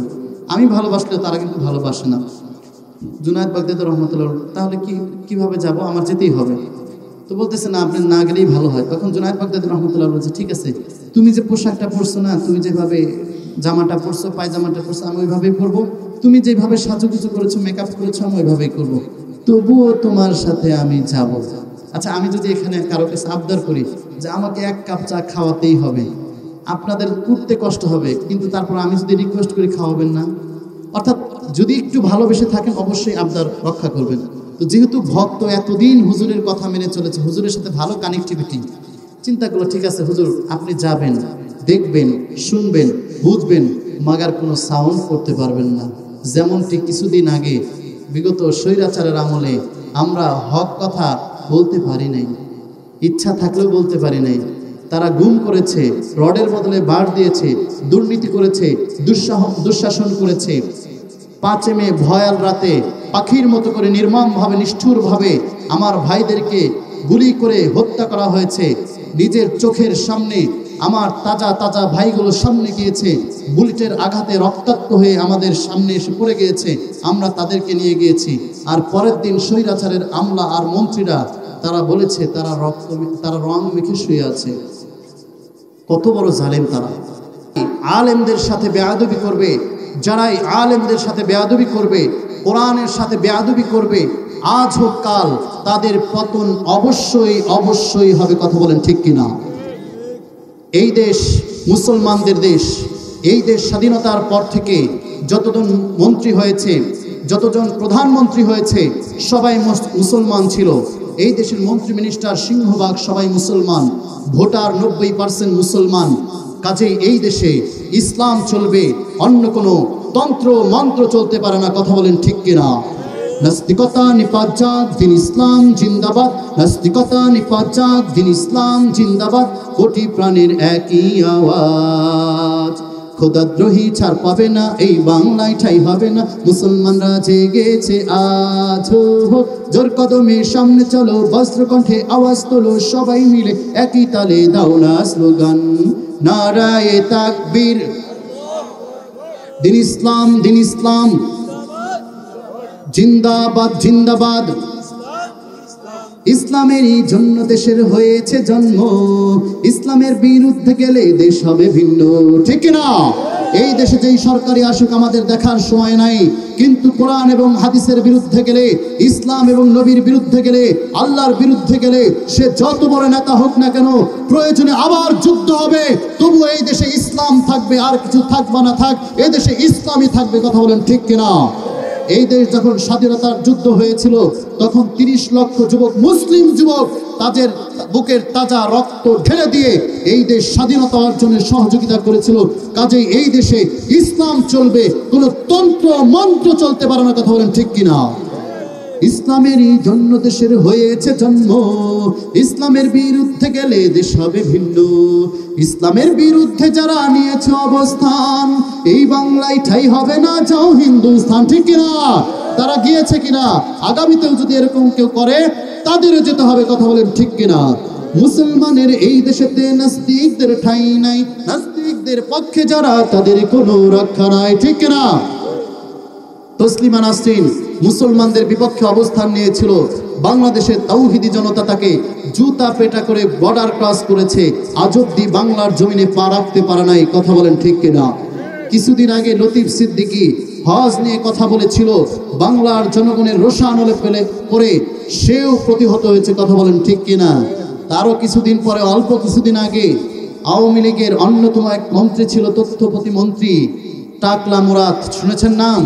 সে পূজা মণ্ডপে গিয়ে অতি উৎসাহিত হয়ে, মানে আলগা পিরিত দেখাইতে যায়, বলেছিল রাষ্ট্রের কোনো ধর্ম হতে পারে না, ইসলাম ধর্ম রাষ্ট্র ধর্ম হতে পারে না, এই রাষ্ট্রে যারা থাকবে সবারই তো রাষ্ট্র, এটা রাষ্ট্রের কোনো ধর্ম হতে পারে না, এটা সবার সমান অধিকার। এই কুলাঙ্গারের বাচ্চা অল্প কিছুদিনের মধ্যেই মন্ত্রিত্ব গিয়েছে। কথা বলেন ঠিক কিনা? শুধু মন্ত্রিত্ব যায় নাই, বাংলাদেশ থেকে পালিয়ে যাওয়ার চেষ্টা করেছে, অন্য জায়গায় এয়ারপোর্টটাও ক্রস করার সুযোগ পায় নাই, আবার ইউটার্ন দিয়ে বাংলাদেশে ফেরাতে বাধ্য করেছে। কথা বলেন ঠিক কিনা? কিছুদিন পরেই বাড়িতে গিয়েছে, জামালপুর বাড়ি, কেউ রাগ করেন না, জামালপুর বাড়ি, ফ্যানটা তার টাকলা মাথার উপর পড়েছে। এখন মিডিয়ার সামনে এসে কয়, আরে আমি কি অপরাধটাই করলাম, আমার মাথার উপরে ফ্যানটা খুললো। আরে কুলাঙ্গার, তোমার মাথার উপরে তো ফ্যান পড়েছে, তুমি তো ইতিহাস জানো না। যারা মুসলমান এবং কোরআনের বিরুদ্ধে অবস্থান নিয়েছে, ঈমানদারের বিরুদ্ধে অবস্থান নিয়েছে, আল্লাহ রাব্বুল আলামিন ফেরাউনকে জুতা পেটা করে দুনিয়া থেকে বিদায় করেছে, তোমাকে তো আল্লাহ তাআলা ছাড় দিয়েছে। কথা বলেন ঠিক কিনা? মুসলমানের এই দেশেতে নাস্তিকদের ঠাঁই নাই, নাস্তিকদের পক্ষে যারা, তাদের কোনো রক্ষা নাই।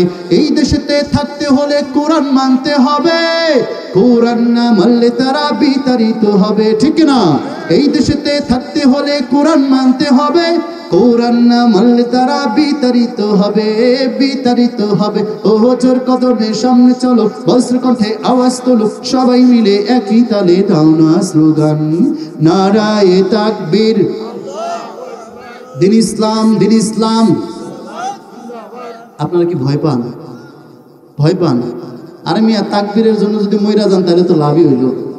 আমল কইরা, এই নামাজ পড়া, যে নামাজ পড়ি আমরা ফরজি গতিতে, এই নামাজ দিয়ে সহজে জান্নাতে যাওয়া যাইব না। এই নামাজ দিয়ে হয়তো আল্লাহর কাছে কম যাইব, আল্লাহ নামাজ পড়ছি না, এর থেকে বেশি কিছু না। জুনায়েদ বাগদাদী রহমাতুল্লাহ আলাইহি তার ভক্তকে অনেক রিকোয়েস্ট করে করে ওই খ্রিস্টানদের জনসভার একেবারে মাঝামাঝি গিয়ে বসে পড়ল। বসে পড়ার পরে কিছুক্ষণ পরেই তাদের পাদ্রীকে, প্রধান বক্তাকে স্টেজে আনা হলো। আনার পরে এইরকম সোফার সামনে বসিয়ে মাইকের সামনে দিয়ে দেওয়া হলো। একটা নসিহত শোনার জন্য সবাই অপেক্ষা করছে। কি ব্যাপার, কি ব্যাপার? অনেকক্ষণ হয়ে গেল, খ্রিস্টান কোনো কথা বলতে পারছে না, ওই ধর্মীয় লিডার কোনো কথা বলতে পারতেছে না, চুপ করে বসে আছে। একটা পর্যায়ে শ্রোতাবৃন্দরা চিল্লাচিল্লি শুরু করে দিল, হইচই শুরু করে দেওয়ার পরে এবার খ্রিস্টান পাদ্রী ঘোষণা করছে, ও আমার ভক্তরা, আমি জানি আমি কথা বলতে না পারার কারণে তোমরা আমার উপর রাগ করে আছো। শোনো শোনো, আমি কথা না বলতে পারার কারণ আছে একটা। কি সে কারণ? তোমরা কান খাড়া করে শুনে রাখো। এই লক্ষ লক্ষ খ্রিস্টানদের মাঝে একজন কালিমাওয়ালা মুসলমানকে জানি বসে আছে, যার কালিমার পাওয়ারের কারণে আমি খ্রিস্টান পাদ্রী এত জ্ঞানী হওয়ার পরেও কোনো কথা আজকে বলতে পারছি না। সুবহানাল্লাহ! কালিমার পাওয়ার আছে না নাই? আছে না নাই? যতদিন এই দুনিয়াতে একজন কালিমাওয়ালাও থাকবে এই দুনিয়া ধ্বংস হবে না। জোরে বলেন সুবহানাল্লাহ। এবার এই মনে করেন এখানে আমি 10 মিনিট চুপ করে রইলাম, রওয়ার পরে আপনারা বলেন হুজুর কি হয়েছে, কথা বল না কেন? যদি বলি যে এই লোকটার কারণে আমি কথা বলতে পারতেছি না, আচ্ছা এই লোকটারা কি আপনারা বলবেন ভাই আপনার জন্য কথা বলতে পারতেছেন, এইটা বলবেন না ঘাড় ধাক্কাতে বের করে দেবেন? ঘাড় ধাক্কা না, আরো কিছু যদি করা লাগে সেইটা করবেন। আমি যত ছোট হুজুরি হই না কেন, কিন্তু আমাকে বসিয়েছেন অনেক দামি চেয়ারে, কাজেই আমাকে আপনারা ব্যক্তি হিসাবে নেই, চেয়ারের কারণে ভালোবাসেন, তাই না? এইবার সবাই চিল্লা লাগলো যে কালিমাওয়ালারে পাইলে আজকে মাইরা ফেলবো। তো যখন অবস্থা দেখলো ভয়াবহ, তখন খ্রিস্টান পাদ্রী বলল ঠিক আছে তোমাদের খুঁজে বের করতে হবে না, আমি খুঁজে বের করি। ও কালিমাওয়ালা, আমি জানি তোমরা যারা মুসলমান তোমরা কখনোই মিথ্যা কথা বলো না, যদি সত্যবাদী হয়ে থাকো আল্লাহর রাস্তায় দাঁড়িয়ে যাও। জুনায়েদ বাগদাদী রহমাতুল্লাহ আলাইহি একেবারে মাঠের মাঝখান থেকে আল্লাহু আকবার বলে দাঁড়িয়ে গেল। জোরে বলুন আল্লাহু আকবার। কালিমার পাওয়ার আছে না নাই? এবার পাদ্রী বলতেছে তোমরা রাস্তা করে দাও, তাকে আমার সামনে আসতে দাও। যখন সামনে এসেছে তখন চিনে ফেলেছে। কি ব্যাপার? আমরা যেমন এক মসজিদের ইমাম আর এক মসজিদের ইমাম সাহেবকে চিনি, তো বলতেছে কি ব্যাপার, তুমি না জুনায়েদ বাগদাদী মুসলমানদের ধর্মীয় লিডার, আচ্ছা তুমি কেন আমাদের এই অনুষ্ঠানে আসছো? এটা তো খ্রিস্টানদের অনুষ্ঠান, তুমি এত জ্ঞানী ব্যক্তি হওয়ার পরে এইরকম কাজ কাম কেউ করে, তোমার জন্য আমি সবার সামনে অপমান হইলাম। তো বলতেছে আমি তো তামসা দেখতে আসছি। আচ্ছা এই কথাটা বলছে কি খুশি করার জন্য না বেজার করার জন্য? রাগের ভলিউমটা একটু বাড়ানোর জন্য, রাগের ভলিউমটা একটু বাড়ানোর জন্য। এবার খ্রিস্টান পাদ্রী চেতা, আরে আহমক কোথাকার, আপনার জন্য আমি সবার সামনে অপমান হইলাম। আমি জিজ্ঞেস করলাম ভালোভাবে কিসের জন্য আইছেন, আর আপনি আমার উপহাস করেন। দাঁড়ান আপনার 3টা প্রশ্ন করি, যদি 3 প্রশ্নের উত্তর দিতে পারেন তাইলে খালাস, আপনি এখান থেকে যাইতে পারবেন, আর না এলে আমি আমার জনগণের হাতে ছাইরা দিব। জনগণ আপনার কিমা বানাইবো না চাপ বানাইবো এটা জনগণের ব্যাপারে, এটা আমার দেখার সময় নেই। জুনায়েদ বাগদাদী থেকে ভয় পালাইছে? পালানোর মুসলমানরা ভয় পালায় না মুসলমানরা। বলতেছে ঠিক আছে আপনি 3টা প্রশ্ন করেন। 3 প্রশ্নের আগে একটা প্রশ্ন শোনেন। কি প্রশ্ন? আপনি তো জ্ঞানী মানুষ তাই না? হ্যাঁ জ্ঞানী মানুষ। আচ্ছা বলেন তো প্রশ্নকারী বড় না প্রশ্নের উত্তর যে দেয় সে বড়? আপনারা বলেন তো প্রশ্নের উত্তর দেয় যে সে বড় নাকি যে প্রশ্ন করে সে বড়? যে উত্তর দেয় সে বড়, কারণ যে জানে না সেই তো জিজ্ঞেস করে। তো একটা পর্যায়ে বললো ঠিক আছে যদি উত্তরদাতা বড় হয় তাহলে তো আমি বড়, আমি কেন নিচে থাকবো, আর আপনি ছোট, আপনি কেন উপরে থাকবেন? এটা তো হতে পারে না, বড়রা উপরে থাকবে ছোটরা নিচে থাকবে। কথার মার পেছে খ্রিস্টানকে নিচে আর মুসলমানদের নেতা উপরে। যেমন সুবহানাল্লাহ। এই জ্ঞান কোত্থেকে পেয়েছে? এই কোরআন থেকে।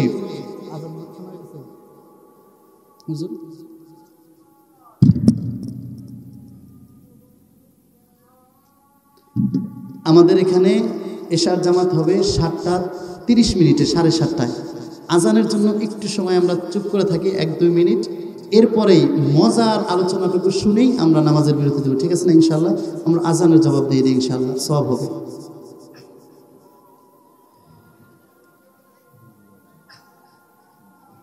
শেষ করে দেব, নামাজেরও সময় হয়ে যাবে ইনশাল্লাহ।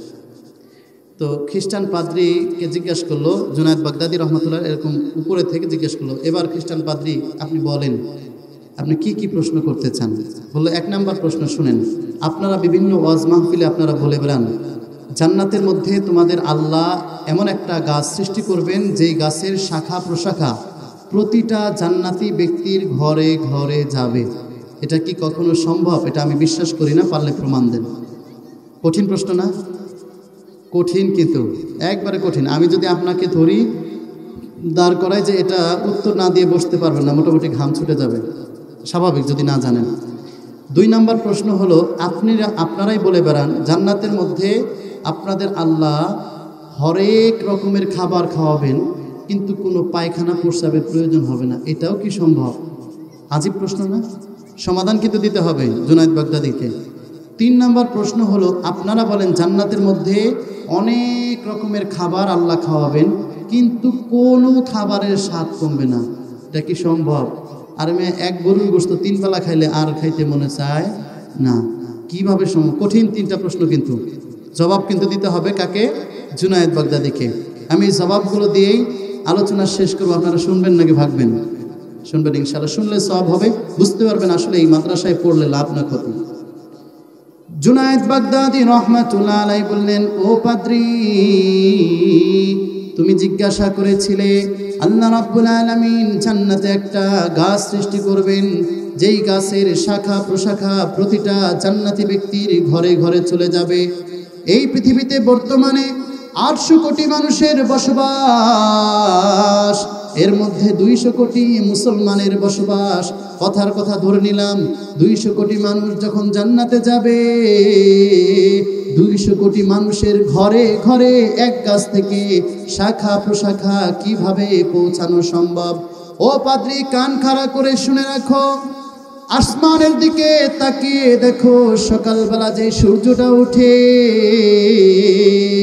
এই সূর্যের আলো আল্লাহ রাব্বুল আলামিন বাঙালিদের প্রতিটা ঘরে ঘরে পৌঁছে দেন।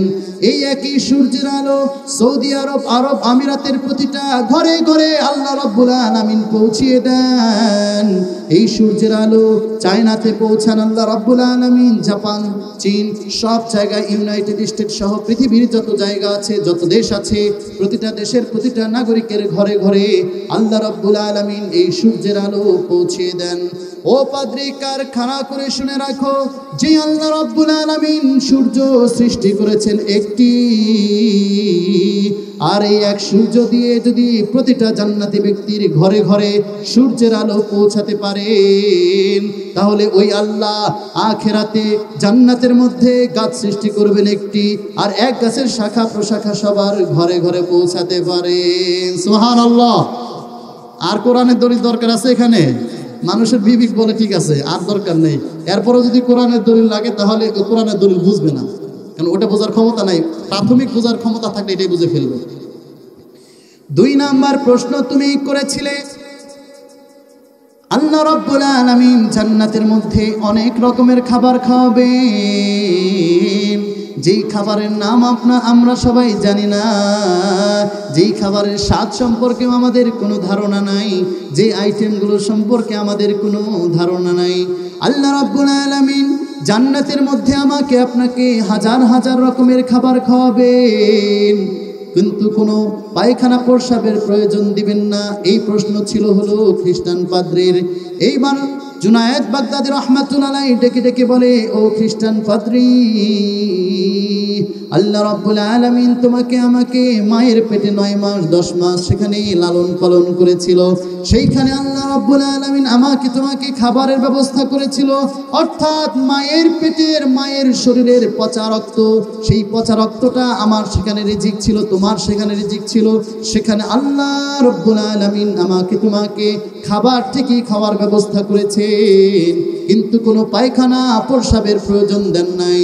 যেই আল্লাহ রাব্বুল আলামিন এই দুনিয়ার বুকে মায়ের পেটের মধ্যে খাবারের ব্যবস্থা ঠিকই রেখেছেন, পায়খানা প্রস্রাবের প্রয়োজন দেন নাই, জরুরত দেন নাই, সেই আল্লাহ রাব্বুল আলামিন জান্নাতের মধ্যে বাহারি রকমের খাবার খাওয়াবেন, কিন্তু কোনো পায়খানা প্রস্রাবের প্রয়োজন দিবেন না। জোরে বলেন সুবহানাল্লাহ।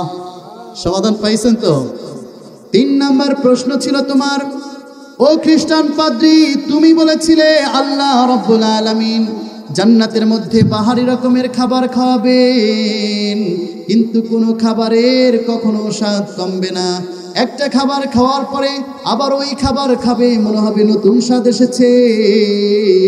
এইটা কোনোভাবে সম্ভব নাকি? আমাকে প্রমাণ দেন। জুনায়েদ বাগদাদী দিতে পারবে তো ইনশাআল্লাহ?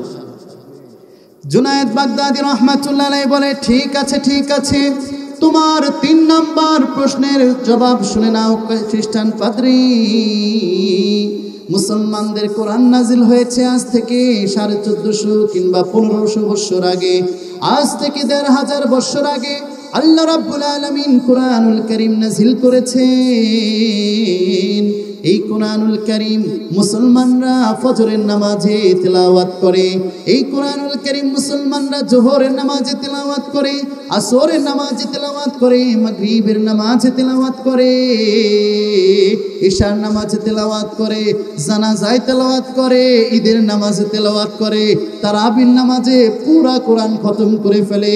আবার সকালবেলা সূরা ইয়াসিন পড়ে, আবার মাগরিবের পরে সূরা ওয়াকিয়া পড়ে, আবার ইশার পরে আবার সূরা মুলক পড়ে। এই কোরআনুল কারীম সেই ১৫০০ বছর আগে নাজিল হয়েছে, আজ অব্দি মুসলমানরা পড়ছে, কিয়ামত পর্যন্ত পড়বে। কিন্তু কোন মুসলমান বলতে পারবে না এটা পড়তে বিরক্তি লাগে, এর মজা কমে না, এর স্বাদ কমে না। কেউ বলে না হুজুর আজকে সূরা ফাতিহা পড়াবেন না, অন্য সূরা দিয়ে নামাজ পড়ান, কারণ সূরা ফাতিহার মজা কোনোদিন শেষ করা সম্ভব না। ও খ্রিস্টান পাদ্রী, তুমি কান খাড়া করে শুনে রাখো, যেই রব দুনিয়াতে এক কোরআনুল কারীম সৃষ্টি করে এই পরিমাণ মজা দিয়েছেন, ১৫০০ বছর হলো মুসলমানরা পড়ে কিন্তু স্বাদ কমে না, সেই আল্লাহ রাব্বুল আলামিন হাশরের ময়দানে বাহারি রকমের খাবার খাওয়াবেন, কিন্তু কোনো স্বাদ কমবে না। সুবহানাল্লাহ। এইবার তো কাম শেষ। কি কাম শেষ কোন দেখি?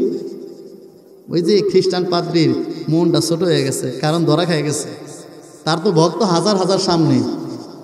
এইবার জুনায়েদ বাগদাদী রাহমাতুল্লাহ আলাইহি বলে, ও খ্রিস্টান পাদ্রী, তুমি আমাকে ৩টা কঠিন প্রশ্ন করেছিলে, আমি তো ঠিকই জবাব দিলাম, আমি তোমাকে একটা প্রশ্ন করতে চাই, যদি আপনি রাজি থাকেন তাহলে করব। জুনায়েদ বাগদাদী রাহমাতুল্লাহ আলাইহির প্রস্তাব শুনে ইচ্ছা না থাকলেও অনিচ্ছাকৃতভাবে বলতে বাধ্য হলো যে ও জুনায়েদ বাগদাদী, তুই তোমার প্রশ্ন করো। এবার জুনায়েদ বাগদাদী রাহমাতুল্লাহ আলাইহি বলল, ও খ্রিস্টান পাদ্রী, তুমি বলো জান্নাতের গেটে আল্লাহ তাআলা কি লিখে রেখেছেন? চোরের মন পুলিশ পুলিশ, চোরের মন পুলিশ পুলিশ। জুনায়েদ বাগদাদী রাহমাতুল্লাহ জানে যে এই খ্রিস্টান পাদ্রীও জানে জান্নাতের গেটে কি লেখা আছে। এবার চুপ, খ্রিস্টান পাদ্রী কোনো কথা কয় না। এইবার তো ভক্তরা কঠিন চেতা, আগে থেকেই তো এমনি চেতা শুরু, বুঝেন নাই? শুরুতে শুনছেন না, চুপ করে আসছিল। এখানে একটা সমস্যা, এক কালিমাওয়ালার জন্য সে কোনো কথা বলতে পারতেছে না, এটা আর এক সমস্যা। সে কঠিন এমন প্রশ্ন করছে, 3 প্রশ্নের জবাব এক নিমিষেই দিয়ে দিছে, এইটার জন্য আরও চেতা। এখন একটা প্রশ্ন মুসলমানরা করছে খ্রিস্টানদেরকে, জবাব দিতে পারতেছে না, চুপ হয়ে আছে। এইবার চেতা, মানে কি এর হুজুর মুজুর কিচ্ছু মানবে না, এখন মানে শুরু হয়ে যাবো মায়ের আর কি। এমন একটা পর্যায়ে গেছে, তখন এই খ্রিস্টান পাদ্রী বলতেছে, আসলে আমি জানি তোমরা আমার উপর নৈরাশ, আশা ভরসা সব শেষ, জীবনে বছর বছর ওয়াজ করে যে মান সম্মান কামাইছিলাম সব শেষ, কিন্তু আমি এই প্রশ্নের জবাব জানি। তোমরা যদি সবাই আমার সাথে ওয়াদা করো তাহলে এই প্রশ্নের জবাব দিব। তো সবাই যেহেতু এতদিন ভরা ভালোবেসেছে, ভুল তো হতেই পারে, সবাই ওয়াদা করে বলছে, হুজুর আপনি যা কইবেন তাই সই, আপনার সাথে একমত, আপনি যা কইবেন সব শুনবো। জোর বলেন আলহামদুলিল্লাহ। এইবার খ্রিস্টান পাদ্রী বলল, ও আমার ভক্তরা, কানটা খাড়া করে শুনে রাখো, জান্নাতের মধ্যে আল্লাহ তাআলা জান্নাতের গেটে লিখে রেখেছিলেন, লা ইলাহা ইল্লাল্লাহু মুহাম্মাদুর রাসূলুল্লাহ সাল্লাল্লাহু আলাইহি ওয়াসাল্লাম। সাথে সাথে লক্ষ লক্ষ জনতা এই কালিমা পড়ে সাথে সাথে মুসলমান হয়ে গিয়েছে। সুবহানাল্লাহ। কিসের কারণে? এই কোরআনের কারণে। কারণ কোরআন থেকে সঠিক উত্তর দেওয়ার কারণে সে সন্তুষ্ট হয়েছে, এবং সবাই সন্তুষ্ট হয়েছে। যুক্তিতে ধরেছে, মেধাতে ধরেছে না, কোরআনই সত্য কথা বলেছে, মুসলমানই সত্য কথা বলেছে। এই সত্যতা প্রমাণ হওয়ার কারণে সাথে সাথে লক্ষ কোটি জনতা ঈমান এনেছে ইসলামের সৌন্দর্য দেখে। জোরে বলেন সুবহানাল্লাহ। কোরআন পড়লে লাভ না লস? লাভ না লস? লাভ না লস? তাহলে কি আপনার সন্তানকে মাদ্রাসায় পড়াইতে কোনো আপত্তি আছে? আশা করি আপত্তি নাই। আমি তো মনে করি তারাই সূর্য সন্তান, তারাই সৌভাগ্যবান পিতামাতা যারা তাদের সন্তানকে কোরআন পড়ায়। এই যে আমাদের পাশে 1 মিনিটে শেষ দিচ্ছি, বৃদ্ধাশ্রম আছে, আমি নিজে গিয়েছি। বৃদ্ধাশ্রমে গিয়ে খোঁজ নিয়ে দেখবেন একজন হাফেজে কোরআনের মা বাপকে সেখানে পাবেন না, একজন মসজিদের ইমামের মা বাবাকে বৃদ্ধাশ্রমে পাবেন না, একজন মাদ্রাসার টিচারের ছেলেকে মা বাবাকে সেখানে পাবেন না। সেখানে পাবেন বড় বড় ডক্টর, ইঞ্জিনিয়ার, পাইলট, বড় বড় বিজনেসম্যানদের মা বাবাকে পাবেন। এখন আপনি যদি বুদ্ধিমান হন, আপনি যদি বৃদ্ধ সময়ে, বুড়ো বয়সে, যখন আপনার চলতে ফিরতে কষ্ট হবে, ওই সময়ে যদি আপনি আপনার কলিজার টুকরাকে পাশে রাখতে চান, অবশ্যই মাদ্রাসায় পড়াবেন। আমি যে কথাগুলো বললাম, আল্লাহ তাআলা আমাদের সবাইকে বুঝার, আমল করার তৌফিক দান করুন। সকলে বলি আমিন। ওয়া আখির দাওয়ানা আলহামদুলিল্লাহি রাব্বিল আলামিন।